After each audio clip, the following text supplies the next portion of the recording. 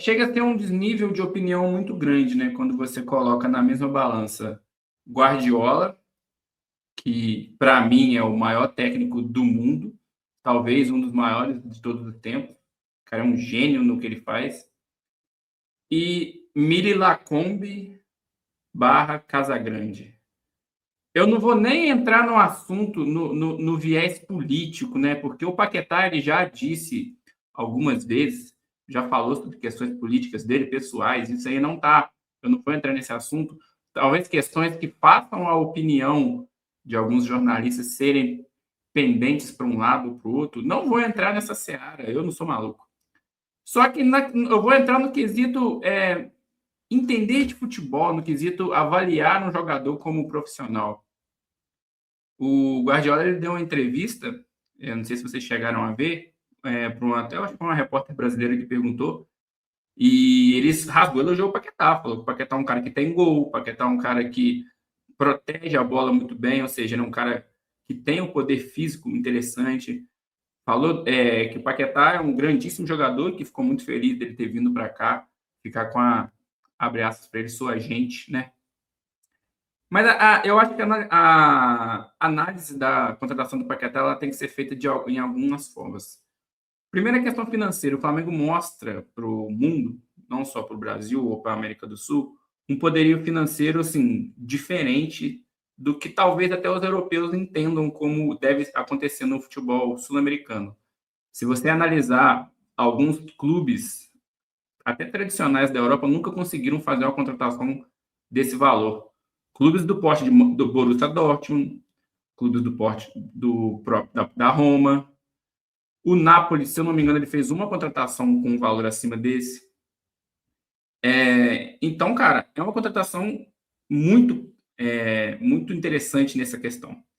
Quando você analisa taticamente, o Paquetá, ele também é um jogador super diferenciado, um jogador que pode te entregar variações de jogo. Com o Paquetá, você pode trocar para um 4-4-2 e para um 4-3-3, 4-2-3-1. No mesmo jogo, sem trocar ninguém, ele se adapta a essas duas condições de jogo.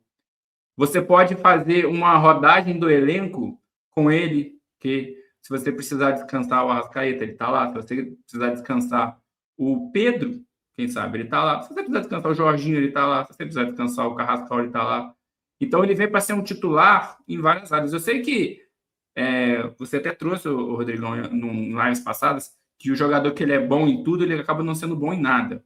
Eu concordo com isso, só que eu acho que isso, no caso do Paquetá, é uma valência, cara. É uma valência que o Flamengo e principalmente o Filipe Luiz vão poder aproveitar, porque ele tem essa facilidade, né, de se adaptar a diferentes estilos de jogo.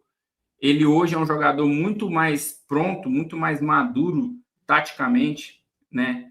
Até porque ele atingiu a sua maturidade agora. A maturidade do jogador geralmente ela vem nos 27, 28 anos, né? Então acho que ele atingiu agora.